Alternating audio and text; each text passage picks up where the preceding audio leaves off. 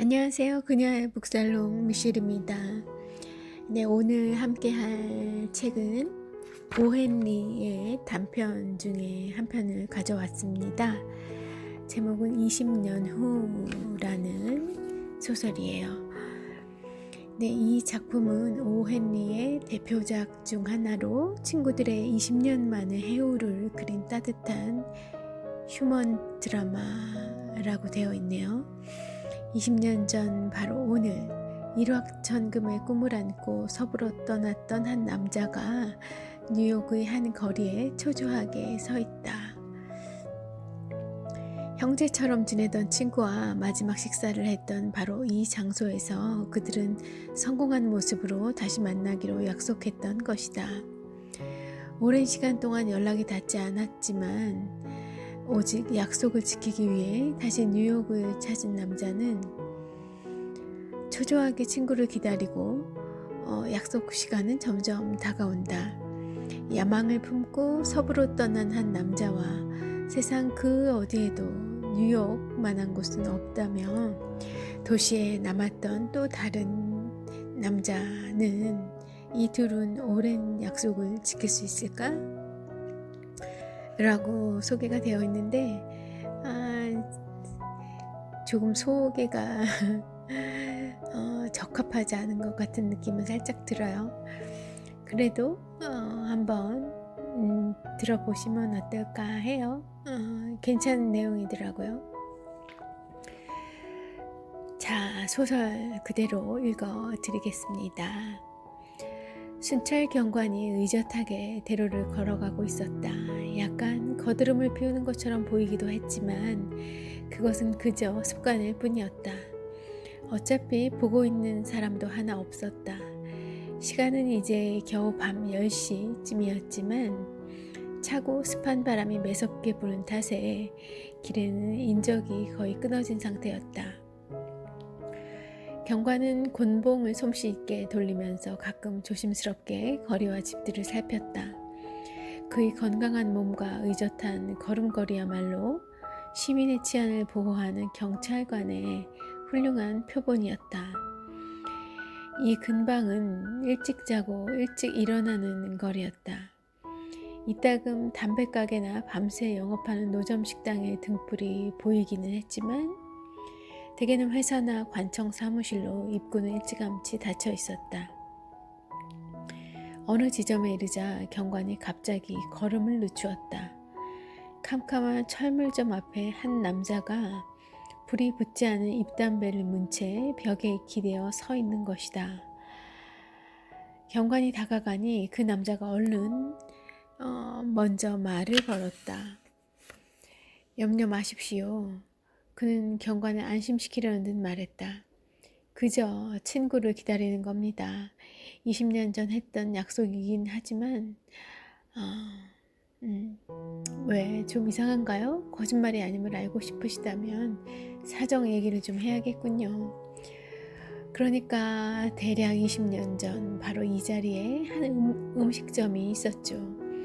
빅조라는 별명을 가진 브래디가 경영했던 음식점 말입니다. 네, 5년까지 있었죠. 경관이 말했다. 5년 전에 간판을 내렸어요. 남자는 성냥을 켜서 입담배에 불을 붙였다. 성냥 불빛에 날카로운 눈에 네모난 턱을 가진 창백한 얼굴과 오른쪽 눈썹 바로 옆에 있는 조그마한 상처가 드러났다. 넥타이 핀에는 커다란 다이아몬드가 묘한 방식으로 끼워져 있었다. 20년 전 오늘 밤 나는 빅조 브래디의 음식점에서 지미 월즈와 함께 저녁을 먹었습니다. 나의 가장 다정한 친구이자 세상에서 제일 훌륭한 친구였죠. 우리들은 이곳 뉴욕에서 형제와 다름없이 자랐습니다. 그때 나는 18이었고 지미는 20이었어요. 그 이튿날 나는 돈을 벌기 위해 서부로 떠나기로 되어 있었죠. 지미는 무슨 일이 있더라도 뉴욕을 떠나지 않겠다고 했죠. 이 세상에 뉴욕보다 더 좋은 곳은 없다고 생각하고 있었거든요. 그래서 우리는 그날 밤 약속을 했습니다. 꼭 20년이 지난 뒤 이 시간에 바로 이 자리에서 다시 만나자. 어떤 처지든 얼마나 먼 곳에 있든 반드시 여기 와서 만나자고 말이죠. 어디에서든 20년 후에는 서로가 운 좋게도 한 재산 모았을 거야. 그렇게 결심을 했던 겁니다. 그거 참 재미있군요. 경관이 말했다. 하지만 20년이라는 세월은 좀 긴 것 같네요. 그래, 헤어진 후 그 친구한테서 무슨 소식은 없었소? 네, 얼마 동안은 서로 편지를 주고받았습니다. 하지만 한두 해가 지나자 연락이 끊겼죠. 아시겠지만 서부라는 곳은 대단히 활기가 넘치는 곳이죠. 일거리도 많고요. 나는 부지런히 돈을 벌었습니다. 어쨌거나 지민은 반드시 나를 만나러 여기 올 겁니다. 죽지 않았다면 말이죠. 지민은 정말 고지식하고 정직한 사람이었거든요. 약속을 잊을 리 없어요. 나는 오늘 이 자리에 오기 위해 1,000마일이나 넘는 먼 여행을 해야 했답니다. 옛날에 다정했던 친구가 나타나기만 하면 그것만으로 그 먼 길을 달려온 대가를 받는 셈이죠. 옛 친구를 기다리는 남자는 시계를 꺼냈다. 뚜껑에 다이아몬드가 박혀있는 훌륭한 물건이었다. 10시 3분 전 사나이가 말했다. 우리가 이 음식점 앞에서 작별한 건 정확히 10시 정각이었어요. 서부에 가서 큰 돈을 번 모양이죠? 경관이 물었다. 네, 물론입니다. 지미도 나의 절반쯤은 성공했을 거예요. 하지만 그 친구는 아주 착하긴 해도 좀 둔한 편이었어요. 나는 서부에서 남의 돈을 빼앗으려고 하는 약삭빠른 놈들과 경쟁을 해야만 했죠. 뉴욕에서는 매일매일 하는 일들이 판에 박은 듯 뻔하지만 서부에서는 잠시도 안심하지 못한답니다. 경관은 곤봉을 빙빙 돌리며 두세 걸음을 뗐다. 나는 가겠소. 당신의 친구가 꼭 오기를 바라오. 친구가 좀 늦어도 기다릴 셈이신가요? 네, 기다리고 말고요. 남자가 말하였다. 글쎄요, 한 30분 정도는 기다려야죠. 지미가 살아있다면 그때까지는 반드시 올 겁니다. 안녕히 가십시오, 경관님.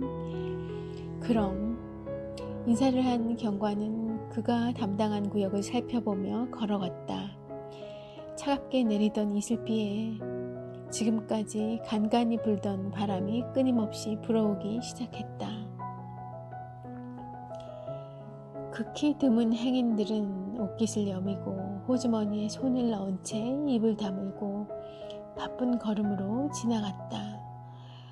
오래전 젊은 시절의 친구와 했던 약속을 지키기 위해 1,000마일을 달려온 남자는 철물상 앞에서 입담배를 피우며 친구를 기다리고 있었다. 약 20분쯤 지나자 긴 외투를 입고 외투깃을 기미까지 세운 키 큰 남자 하나가 길 저쪽에서 급히 건너오더니 곧장 기다리는 남자에게로 다가갔다. 보브?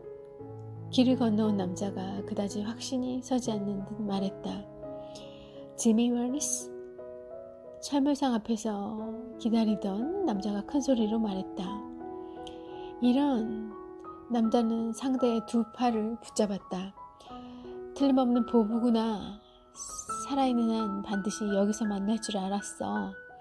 그나저나 20년이라니. 정말 세월 많이 흘렀군. 옛날 식당은 없어졌어, 보부. 식당이 아직 있었다면 여기서 또 함께 저녁을 먹을 수 있었을 텐데. 그래, 서부는 경기가 어땠어? 그야 대단했지. 내가 바라는 건 뭐든지 다 있어. 너도 변했구나. 지미 내 기억보다 키가 두세 치는 더 큰데 20 넘어서 키가 컸어. 뉴욕에서는 어떻게 지내고 있었어? 그런 대로 잘 있었지. 지금은 시청에서 근무하고 있어. 자, 가세, 부부. 내가 잘 아는 집에 가서 천천히 옛날 얘기나 하자고. 두 사람은 팔짱을 끼고 걸어갔다. 서부에서 온 남자는, 부부는 성공이 자랑스러운 듯 초시한 이야기를 한바탕 늘어놓기 시작했다. 외투기스로 얼굴을 가린 남자는 흥미로운 표정으로 듣고만 있었다. 두 사람은 길모퉁이에 이르렀다. 그곳에는 환하게 전등을 켠 약국이 있었는데 그 밝은 등불 아래에 이르자 두 사람은 동시에 고개를 돌려 상대의 얼굴을 쳐다보았다. 서부에서 온 남자가 갑자기 걸음을 멈추고 팔짱을 풀고 물어뜯을 것처럼 소리쳤다. 넌 지미 웰스가 아냐. 20년이라는 세월이 아무리 길어도 매부리코를 주저앉을 만큼 길지는 않아. 하지만 20년 동안 착한 사람이 범죄자가 되는 경우는 종종 있지. 라고 키 큰 남자가 말했다. 넌 지금 잡혀가고 있는 거야, 보브. 시카고에서 이쪽으로 올 것 같다는 정보 연락이 있었지. 순순히 따라올 텐가? 그럼 다행이고. 여기 자네에게 전할 편지가 있으니 경찰서에 가기 전에 이곳에서 읽어보게나. 외군 중인 웰즈군이 쓴 편지일세. 서부에서 온 남자는 조그마한 쪽지를 받아들었다. 읽기 시작할 때는 아무렇지도 않던 손이 미처 다 읽기도 전에 떨리기 시작했다. 편지는 비교적 짧았다. 보브, 나는 그 시간에 약속 장소에 갔다네. 그런데 자네가 성냥을 켜고 잎담배에 불을 붙일 때 시카고에서 지명수배를 받은 남자의 얼굴을 보게 되었다네. 하지만 나는 도저히 자네를 체포할 수가 없었네. 그래서 한 바퀴 돌고 와서 다른 형사에게 부탁을 했다네. 지미로부터. 내 소설은 여기까지예요. 두 친구가 20년 만에 해오를 하긴 합니다. 친구가 친구를 알아보지 못했죠. 어두워서 였을 수도 있고요.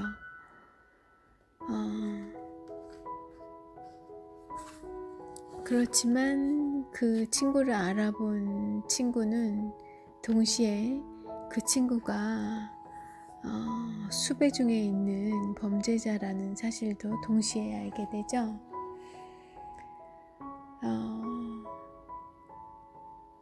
근데 그 친구는 경찰이었던 겁니다. 이제 당신의 친구를 체포를 해야 되는 상황인 거죠. 근데 그럴 수가 없었어요.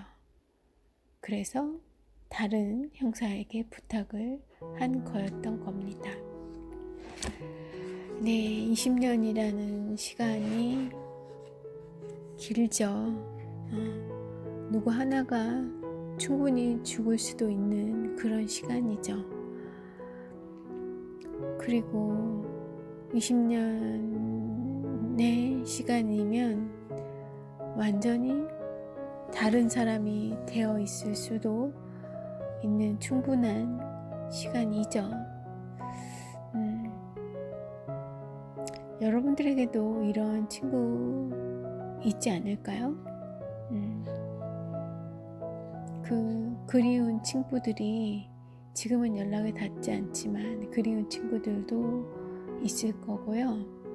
그리고 어떻게 소식이 닿아서 다시 만나거나 알게 되었는데 정말 내가 알던 예전에 친구가 맞나 싶을 정도로 생각되는 그렇게 변한, 성장한 그런 친구도 있을 거예요. 네. 친구를 위해서 사는 건 물론 아니지만 20년 후에 우리는 어떤 친구가 되어 있을까요? 어떤 사람이 되어 있을까요? 어떤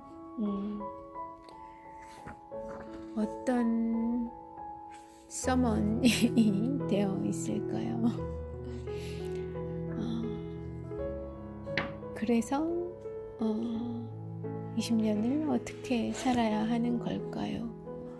이런 질문들을 우리 오헬리 작가, 마지막 입술로 유명한 오헬리가 우리에게 던져주고 있는 것 같습니다. 오늘은 짧은 이 단편 하나를 읽어 드렸습니다. 종종 이런 단편 읽어 드릴게요. 네, 좋은 휴일 보내시고 계시길 바랍니다. 미셸로부터.